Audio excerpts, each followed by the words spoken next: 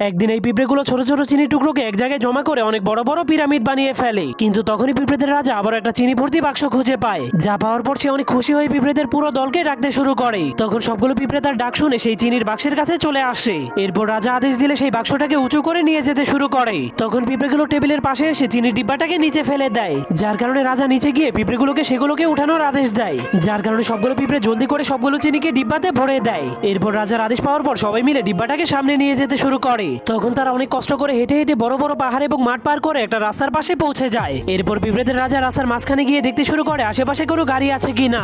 অনেক ভালো করে দেখার পর সবগুলো পিঁপড়ে ধীরে ধীরে রাস্তা পার হতে শুরু করে। কিন্তু তখনই হঠাৎ করে একটা গাড়ি আসতে শুরু করে পিঁপড়েগুলো চিনিগুলোকে ফেলেই সেখান থেকে পালিয়ে যায়, যার কারণে তাদের চিনিগুলো গাড়ি চাকার নিচে পড়ে নষ্ট হয়ে যায়। এজন্য পিঁপড়েগুলো সেই খালি ডিব্বাটাকেই তাদের বাড়িতে নিয়ে যায়। তখন তারা দেখতে পায় অন্য পিঁপড়েরা চিনির মাধ্যমে পিরামিড তৈরি করছে, যা দেখার পর পিঁপড়েদের রাজা বুদ্ধি খাটিয়ে সেই খালি চিনির ডিব্বাটাকে পিরামিডের উপরে নিয়ে যায়।